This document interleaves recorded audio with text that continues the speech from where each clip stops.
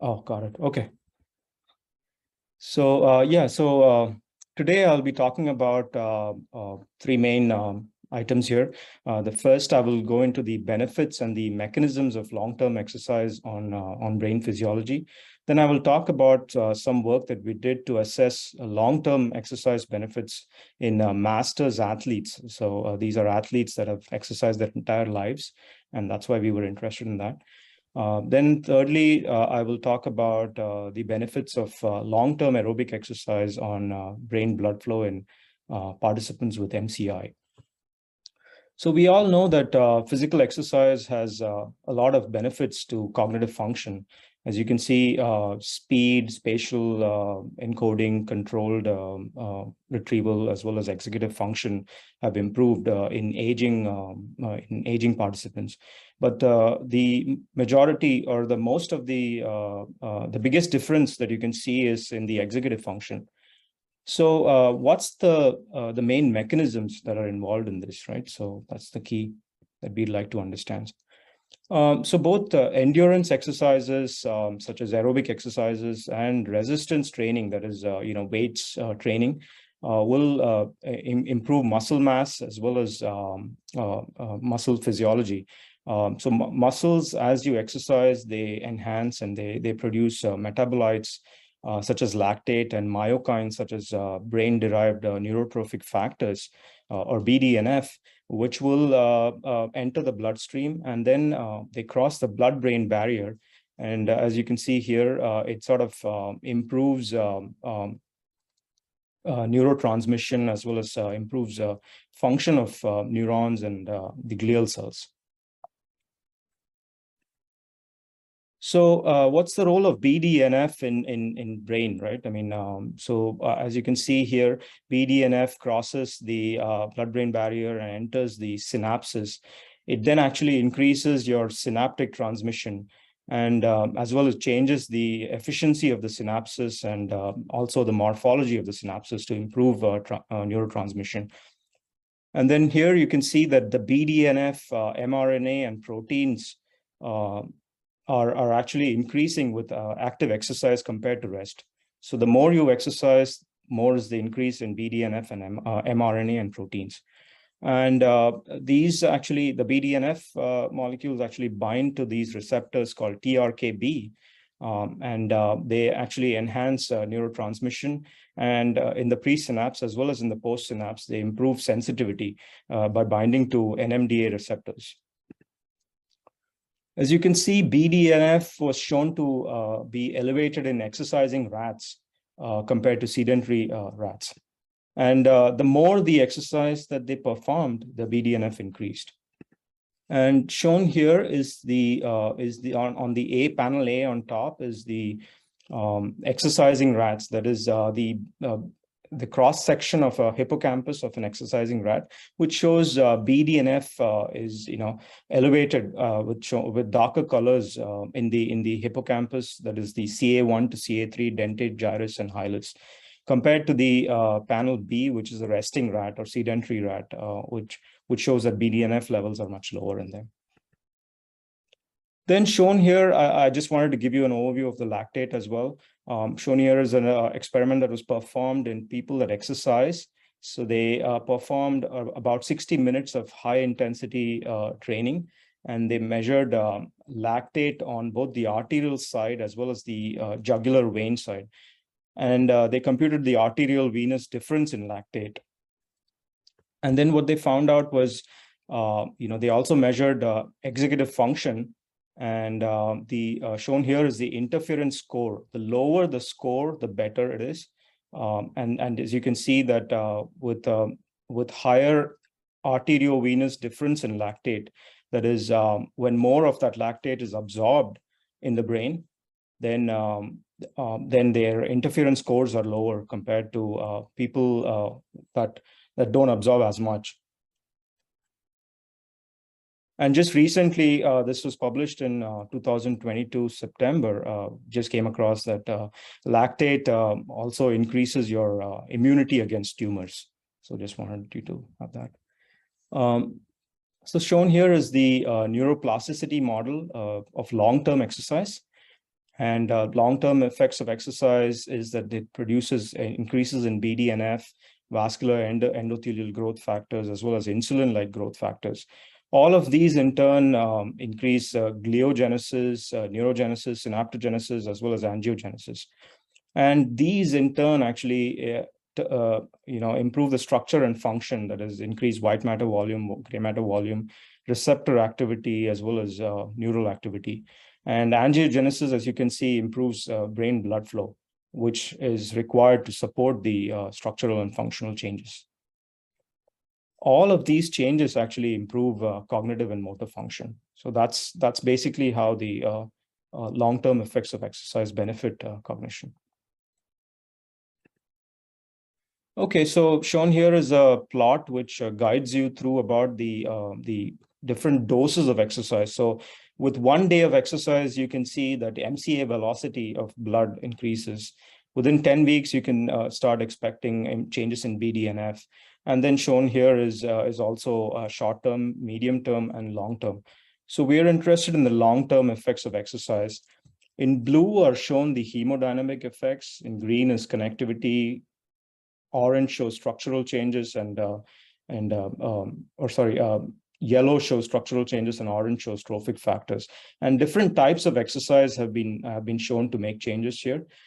So you can see that aerobic exercise is shown in solid lines, and you can see aerobic exercise sort of improves structure as well as connectivity, and also BDNF levels. But then resistance training also improves structure and IGF-1, as well as the combined effect of both. It improves neural efficiency and bilateral hippocampal volume, as well as other types of exercises, that is Tai Chi.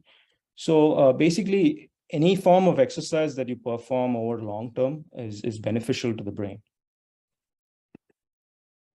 So now that we understand the mechanisms, I would like to assess if lifelong aerobic exercises in these masters athletes improves blood flow and vascular reactivity. As you see that in the previous slide, that there are not many published literatures out there for vascular enhancements after a long-term exercise, and so that's one of the reasons why we were interested in studying these masters athletes. So we have previously reported that blood flow is reduced with aging, and also is brain vascular reactivity. As you can see, blood flow is predominantly reduced in the frontal lobes, but you can see that cerebrovascular reactivity is lower across most of the brain. So we wanted to see if long-term aerobic exercises help reverse some of this change. So masters athletes are a very special group of subjects. So they are very active into their late ages, and they participate in competitive sports even after the typical age of the sport is done. They have very high fitness levels, and so we were interested in comparing their brain vascular function to sedentary controls, that is, people who work out very little or almost none. So we brought in 10 masters athletes. As you can see, their age was 75 plus, and we had an age match control group of sedentary elderly. Most of these have performed endurance training greater than 15, or everyone has performed endurance training more than 15 years of their lives, as well as they maintain a minimum weekly running mileage of at least 22 miles. And as you can see, the VO2max, or this is the index of fitness. This is the maximum amount of oxygen that's absorbed, or the amount of oxygen that's absorbed during peak exercise. When you push your body to the peak limits of exercise, this is the amount of oxygen that's absorbed at that time. And as you can see, masters athletes have significantly elevated fitness levels compared to sedentary controls. Education was also matched across the groups, and we excluded anyone with cardiovascular diseases, hypertension, or diabetes. These experiments were performed on a 3T Phillips, and baseline blood flow was measured at rest, as well as brain vascular reactivity or cerebrovascular reactivity to carbon dioxide inhalation. So the inhalation paradigm shows this, followed this particular routine that we typically use in our scanners, with inhalation of 1 minute of carbon dioxide alternated with 1 minute of room air. And the air mixture was 5% carbon dioxide, 21% oxygen, and 74% nitrogen. Bold acquisitions were performed continuously during the experiment, as well as measurement of end-tidal CO2. And performing a linear regression between the bold time course and the end-tidal CO2 time course generates the brain or CVR map, or cerebrovascular reactivity map. And shown here is the map, the CVR map in the group of masters athletes and sedentary controls. Surprisingly, you can see that the masters athletes show less bright colors, and it almost seems like their vascular reactivity is lower compared to sedentary elders. So we didn't expect this, but I'll go into more details on why we see this. And then we performed a t-test comparison between sedentary, elderly, and masters athletes. And shown here are all the regions where the brain vascular reactivity is lower in the masters athletes compared to sedentary controls. And this was confirmed by regional analysis across multiple regions in the brain. So you can see that the sedentary elderly have a higher CVR compared to masters athletes. And we reported that CVR is negatively correlated with VO2max. So higher in the masters athletes. So higher the physical fitness of a masters athlete, lower is their brain vascular reactivity. So initially, we were the first ones to report this negative or this decrease in CVR, as well as the negative correlation.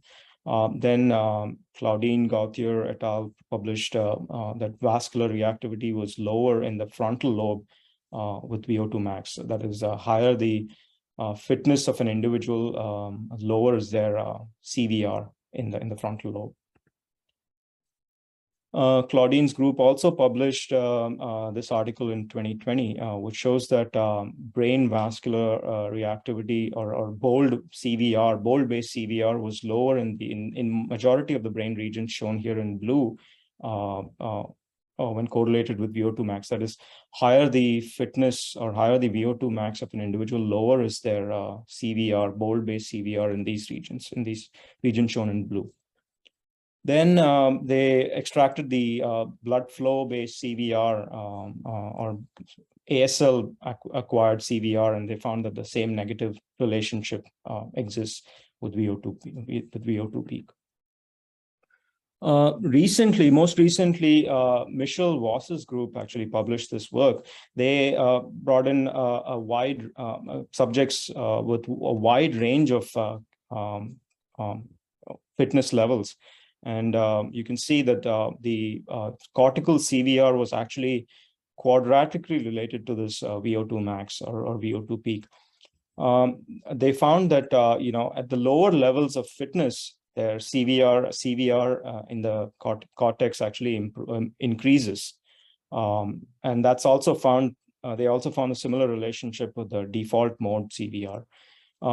After about a VO2max level of around 28 ml per kg per minute, they see that beyond that, the CVR decreases. So it's dependent on your fitness level. So higher the fitness level of an individual, lower the CVR for this. But lower lower fitness people do have a higher CVR. And so then they took a separate group of folks with lower cardiorespiratory function or lower fitness, and then they put them through 12 weeks of exercise. And you can see that their fitness levels increased in 12 weeks. And they did also assess the relationship between default mode CVR and the change in VO2 peak. And they found that in this short-term exercise of 12 weeks, your CVR is positively correlated with VO2 peak. That is, with short-term exercise, your any changes in VO2 peak, that is increase in VO2 peak, shows an increase in comparatively in CVR as well. Then Tomoto et al., that is in our group, we also performed a CVR in MCI individuals, CVR measurements using transcranial Doppler. And we performed the exercise for 1 year and measured CVR. And as you can see that 1 year exercise shown in the exercise group is shown in black circles, the solid black circles. As you can see that after 1 year of exercise, the change in VO2 peak correlated negatively with their CVR. That is, higher the or larger the change in VO2 peak in the people that in the MCI that exercise for a year, smaller is their change in CVR. So so this is so we have twofold data. So basically we found that paradoxically, the CVR was lower throughout the brain in these masters athletes, and we believe that we recruited very high fit individuals, and that's one of the reasons why their CVR was lower. And the other reason is that performing long-term exercise sort of lowers your CVR as well. But why is that, right? So what we believe is that their blood vessels in these masters athletes and the people who exercise long-term has seen a lot of exposure to CO2. CO2 is generally produced in the skeletal muscle, and the vasculature sort of gets desensitized to the excess CO2 that's prevalent in them. And this hypothesis is also in agreement with previous literature that shows that CO2 levels in the masters athletes or even people that work out extensively and long term is elevated in their bloodstream, and it stays elevated during exercise, during post-exercise recovery as well.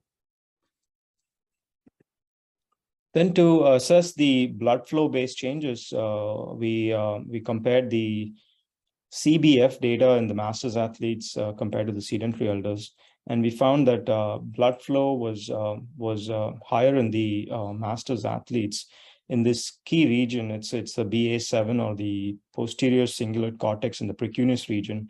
It's a key region implicated in Alzheimer's disease, and we believe that it's neuroprotective. That is, it helps maintain vascular function in this region as compared to the sedentary elderly. So masters athletes did increase CBF, did show higher CBF in the posterior cingulate cortex in the precuneus, and these regions are part of the default mode network. And these regions are implicated in age-related changes as well as Alzheimer's disease. And we believe that these findings may suggest long-term physical exercise actually helps maintain perfusion and brain activity in this key region of the brain. So long-term physical exercise seems to help baseline blood flow, but not the vasodilatory sensitivity or the vascular reactivity in the brain. The blood flow increase is also localized in the posterior cingulate and precuneus region. And I think that future studies should investigate, vascular response to stimulants other than carbon dioxide to see if their neuronal stimulation is intact or that's better compared to sedentary controls.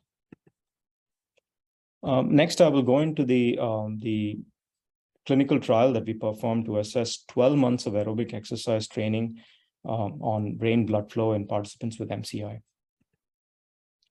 So as you know that mild cognitive impairment is an early stage of Alzheimer's disease.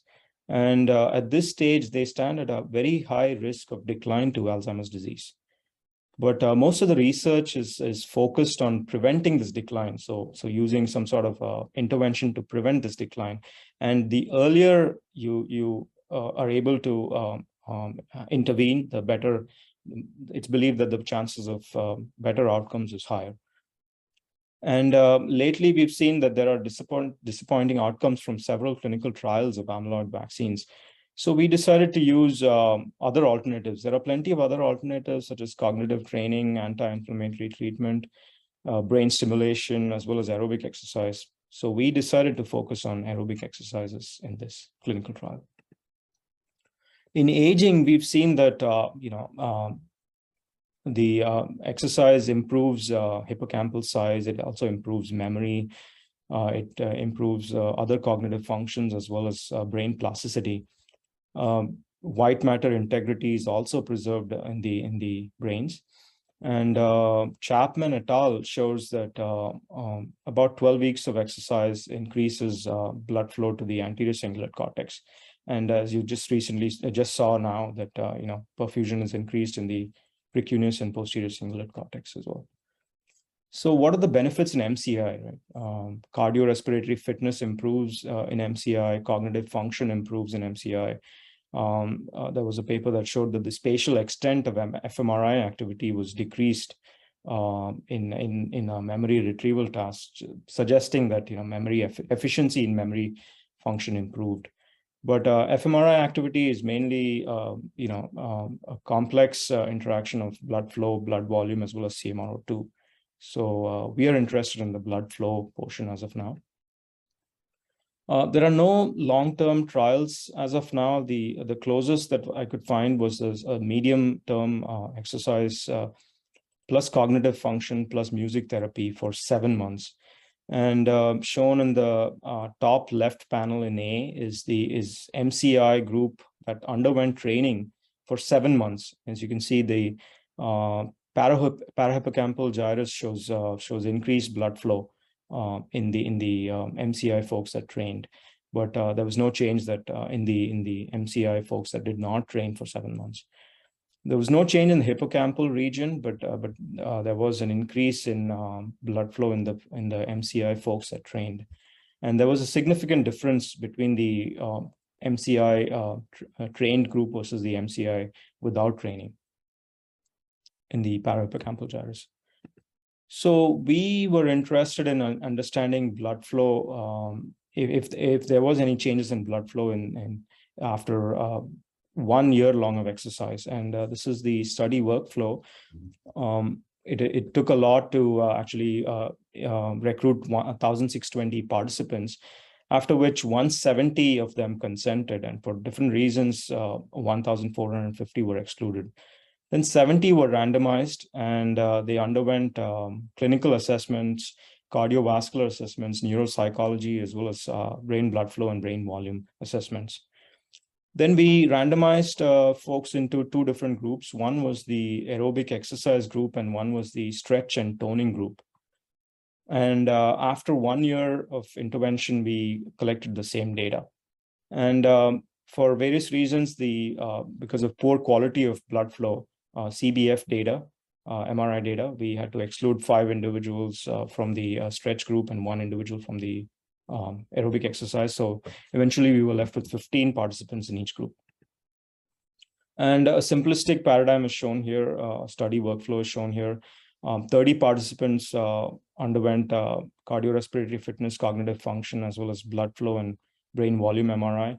And we randomized 15 in each group, performing aerobic exercise in one, and then the stretching and toning in the other. And then we measured the same, made the same assessments again after 1 year.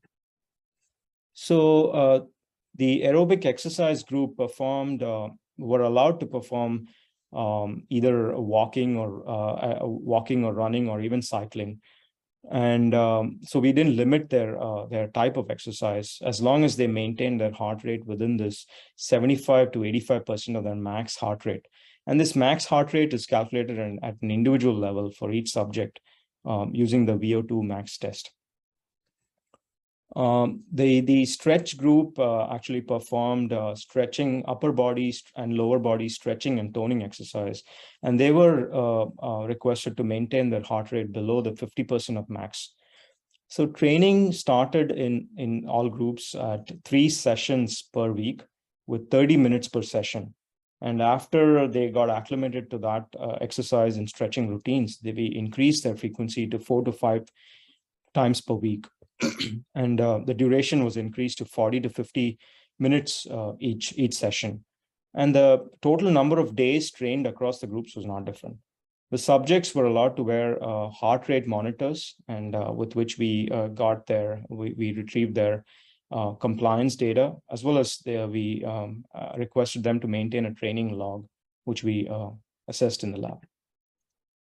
Shown here is the baseline characteristics of the groups. As you can see, they're age matched, gender matched, education, BMI, MMSE scores. MMSE scores are very similar to what you would see in a normal control. So these folks, it just indicates that these folks are at the early stage of mild cognitive impairment. Clinical dementia rating scores of 0.5 indicate that they are MCI. And we also measured their amyloid status, which was not different between groups. So we found that after 1 year of aerobic exercise, their fitness or the VO2 max significantly improved in the exercise group, but it did not change or maybe decrease a little in the stretch group. Then shown here is the whole brain cerebral blood flow map of the average for the exercise group in panel A, and the stretch group in panel B. The anterior cingulate cortex and the hippocampus did show elevated blood flow compared to the stretch group. Then we measured regional perfusion in the hippocampus, and I just have to let you know that this is relative blood flow, and you can see that the exercise group showed significantly increased relative blood flow after exercise compared to before exercise, which was not observed in the stretch group. We also measured the anterior cingulate cortex blood flow, and from this region of interest shown here, and we assessed their post blood flow minus their pre-blood flow, and as you can see, the exercise group did show a small increase in blood flow, which the stretch group did not, and they actually showed a decrease in post stretch compared to pre-stretch, and the groups were different, significantly different.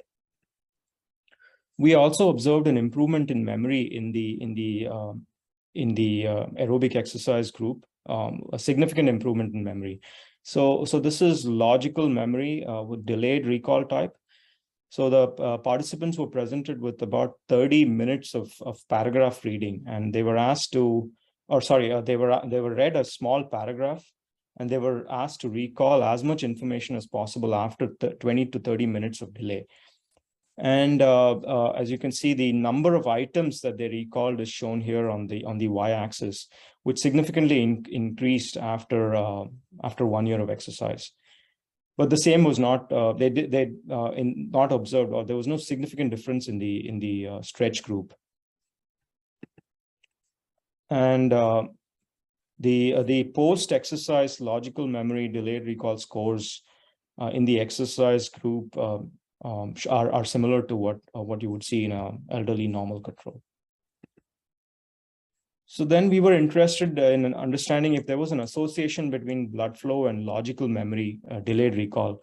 So we performed a post minus pre blood flow correlation with post minus pre logical memory delayed recall scores, and shown here are all regions that correlated positively. That is, an increase in blood flow correlated positively with logical change in logical memory delayed recall scores in this group.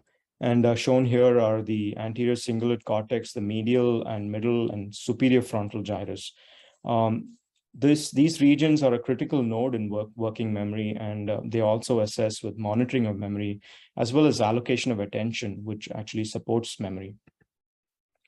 And shown here is a region of interest analysis. As you can see, both subjects were included just because of to help with the power of the analysis, and an increase in post minus pre CBF actually shows a positive association with post minus pre logical memory. That is, higher the blood flow in the anterior cingulate cortex and the frontal regions shown here, higher is their logical memory scores. We also assessed other cognitive functions, and shown here are data from both groups. Stretch group data is shown here. As you can see, the stretch group did not show any change, no significant change in any of the tests performed. The exercise group did show a change in VO2max, which you're already aware of, but also logical memory and the word interference test color naming, as well as word interference test inhibition. So we also assessed brain volume, and we performed a post minus pre volume comparison in major lobes, as well as the hippocampus and the anterior cingulate cortex. There was no significant difference across these groups, and in fact, we found a reduction in volume of about 1% in both the stretch and the exercise groups. So to summarize, aerobic exercise has beneficial effects in MCI. It showed improvement in cardiovascular fitness in this group. We also observed improvement in memory function, as well as increases in brain blood flow in the anterior cingulate cortex, as well as the hippocampus. The blood flow increase in the ACC correlated positively with improved memory function. And we believe that we think that potentially the change in blood flow may have led to the improved memory function. We also received some press attention for this work, and that's shown here. And with that, I would like to thank all our collaborators. This work was without whom this work will not be possible. We have collaborators at the Institute of Exercise and Environmental Medicine that performed all the exercise testing in both these studies. This was also done in collaboration with Hanzang Liu and Peiying Liu when they were here at UT Southwestern, and they're now at Johns Hopkins. And with everyone who helped with the scans, as well as cognitive function testing and so on, as well as Bart Ripma from UT Dallas, who helped with cognitive function assessments. With that, I'd like to take any questions that you may have.